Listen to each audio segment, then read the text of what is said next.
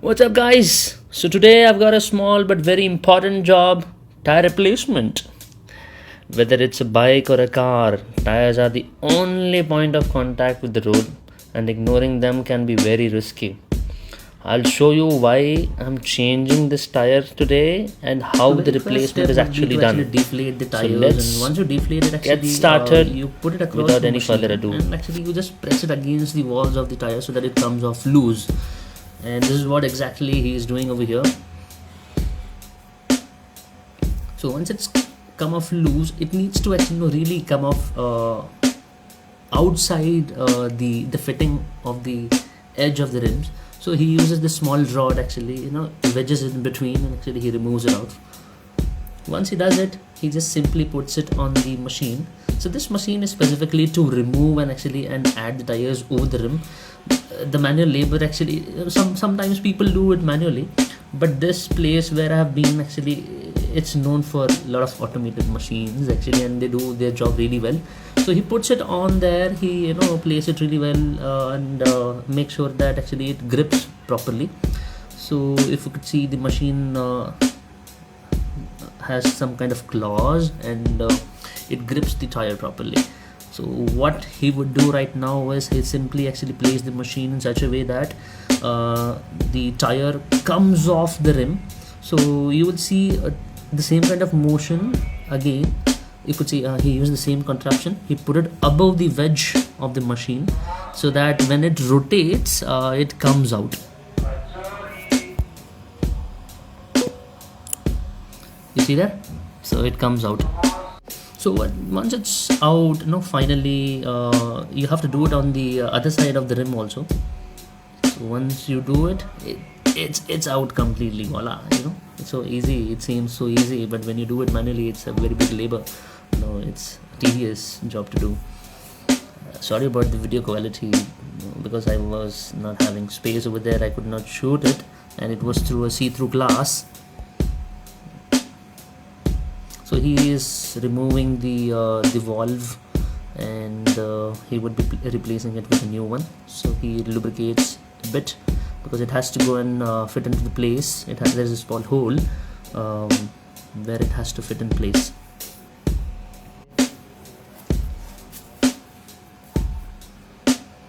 This is the new tire I have bought, and this is Apollo Trampler, and it costed me around 9k for the pair of them. I mean, even for the rear as well as the front tires. The original OEM is MRF Metzeler, and that costs around 33k. It was not in stock. After a great review, actually, I went ahead and bought this one only. A lot of reviews and opinions. Actually, the service center guys also recommended the same tire instead of going for the Metzeler. So if you could see, it's the same old process action which he repeated again, but this would be a different, an opposite action. Instead of putting it outside, he would put it under the wedge of that machine so that it goes and sits perfectly in that place which is meant for the tire and the rim. If you see over there, and then he slowly rotates it. He rotates it. Perfectly rotating it, and it happens for both the places as well as the inner on both the sides of the tire.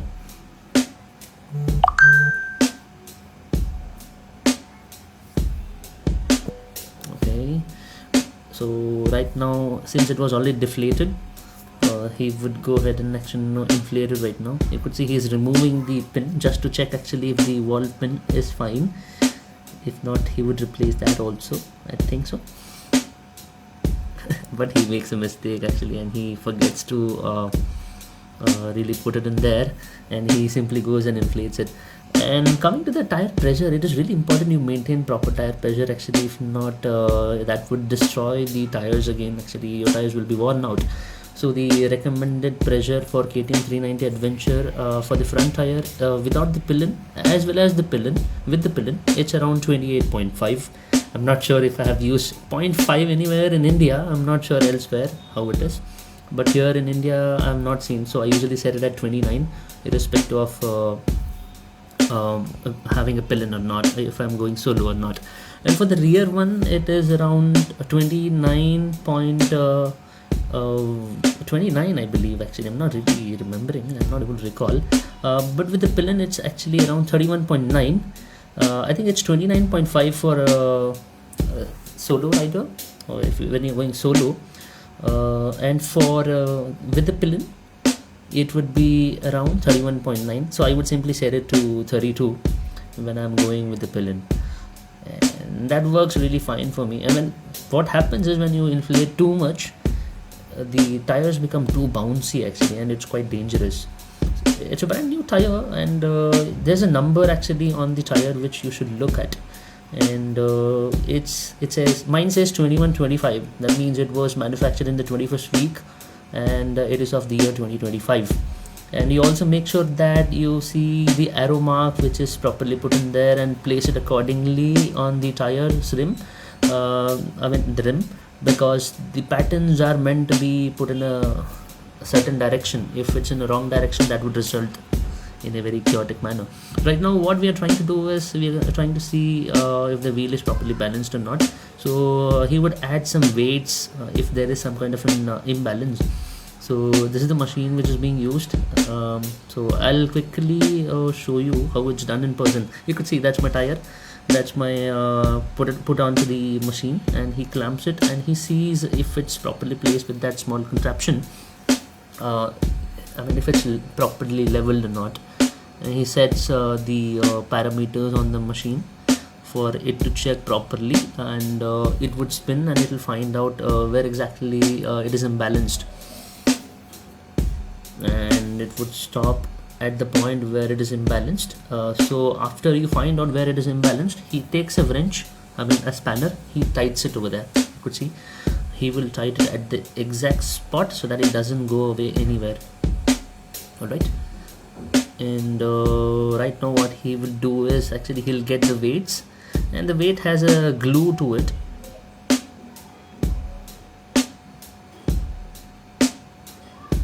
I was finding it a bit sketchy because it was moving around when he was tightening it. You could see, it is coming around beneath. I think it's off, I believe. But despite that, actually he does it again, and he finds out actually it is at the right place. So at the start it was sketchy, but right now it is not. Checks it, and the machine stops at the exact place where the weights need to be applied. So he puts a marking. So before putting a marking, sometimes people don't put the marking. What they do is they wipe it clean, because there is an adhesive to the applied to the weights. It needs to be a clean surface. So I think they have some kind of an alcohol on that waste, and they rub it against the place where it needs to be pasted.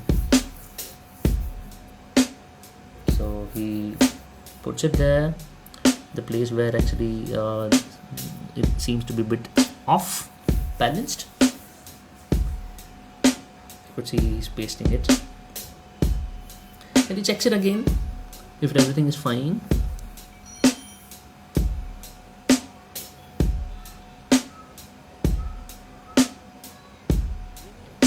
Loosens it up, and then he makes sure actually it stays in place. He pounds it. So right now it's inflated, walls and put in place, everything is there. The balancing is done, the new tires are on, and we make sure that all the direction and the pattern direction and the tires validity, when it is manufactured, is put in place. It is checked. So right now for the balancing of the wheel, there are some rubber things actually which is put inside. I'm not really sure about the name. So we put that in place. He greases everything, cleans it up very well. He lubes it using the grease, both the bearings as well as the axle. It's a good job they do actually. Madhu's tires in Bengaluru near Lalbagh Road. So this is my sprocket actually. He cleans it really well. Actually, I was really happy that he was cleaning it, because those are the places where it's like really tricky to reach in. and clean them out.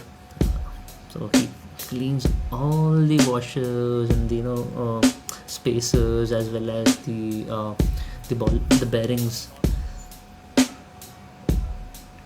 So my friend notices actually there's some kind of a cut available, but that comes with the manufacturing of the tire itself. I'll quickly show you. That's normal, I believe. Actually, no, we spoke to the technician. He told it's not a problem. It usually comes when it's a new tire. It's not a reused one. He was really good, and actually he was really helpful, actually answering all the questions. They were all super bikes also. At the back you could see, there's a Kawasaki Ninja 650, a parallel twin engine. And later on, actually, we also saw a Ducati Panigale V4, and that came with Super Corsa. He told that actually after 5,000 kilometers, the tires were worn out.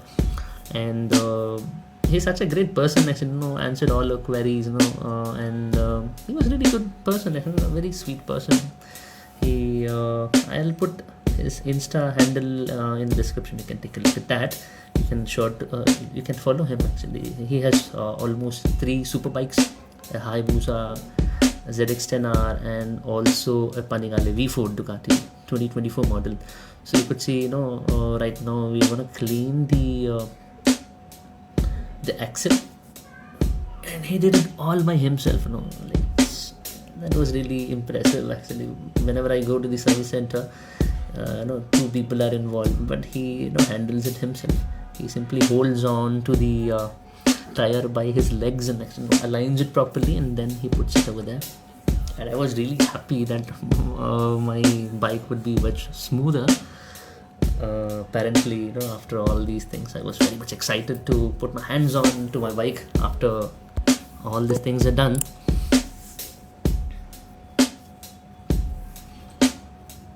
Here you go, here comes the moment.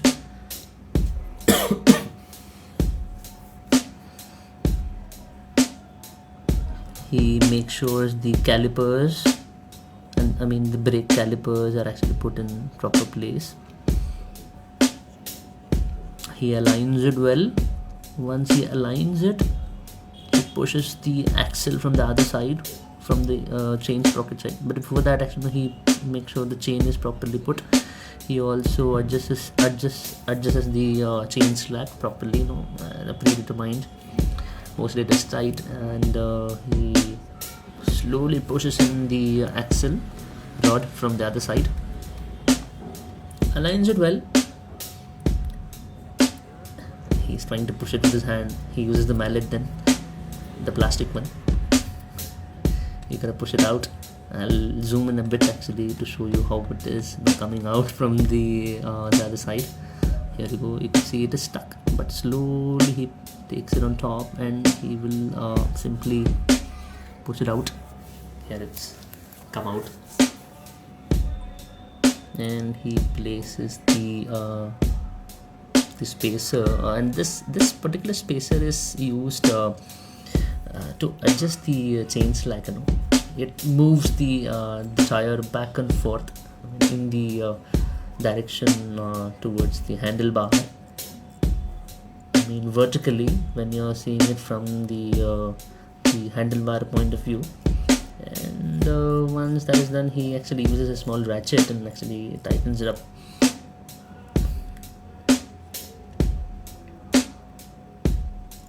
He also made sure the chain slack is adjusted. I know my bike is a bit dirty. I need to send it for the washing, actually. I need to wash it. I thought I'll finish this work and then go ahead and wash it. So on the other side, he holds it tight and then he tightens it up. And voila, my bike is ready right now.